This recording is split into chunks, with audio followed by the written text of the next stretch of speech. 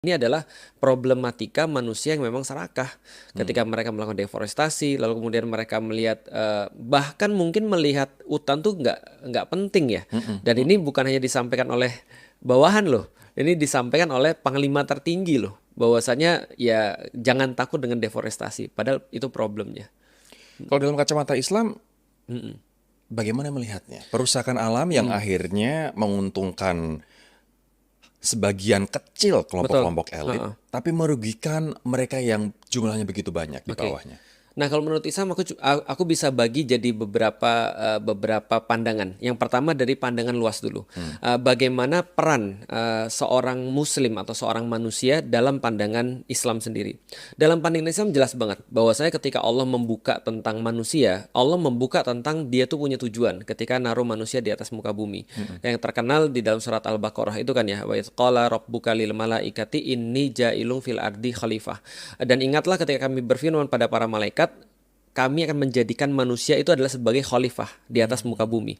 Nah, fungsi khalifah ini adalah apa? Fungsi khalifah ini adalah sebenarnya melakukan sebuah perawatan atau sebuah pemakmuran atau melestarikan, menjaga sustainability. Dan ini dijelaskan lagi oleh Allah di dalam Al-Quran itu ketika Allah bilang begitu, malaikat protes. Malaikat protes itu dua hal. Ataj'alu fiha ma yufsidu fiha wa yasfikut dima.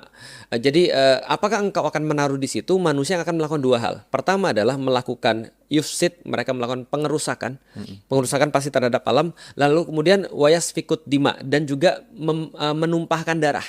Berarti ada dua kerusakan manusia yang sangat dikhawatirkan oleh malaikat, yaitu adalah pertama merusak, yang kedua adalah menumpahkan darah. Dan ternyata terbukti kekhawatiran Dua-duanya. malaikat dua-duanya. Dan menariknya adalah ketika kita bicara tentang dosa awal yang dimention di dalam Al-Quran, itu dosanya ada dua yang dilakukan oleh iblis. Yang pertama adalah aba, yang kedua adalah wastakbar.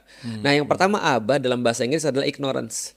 Yang kedua wastakbar adalah arrogance. Jadi ignorance dan arrogance. Kalau kita sambungkan pada kerusakan dua itu tadi, ignorance itu pasti akan melahirkan kerusakan, pasti akan melahirkan kehancuran dalam hal alam gitu kan ya.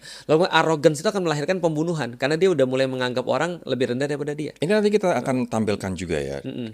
data-data di mana banyak aktivis lingkungan justru malah dibunuh Betul, ataupun dikriminalisasi, Ustadz. betul.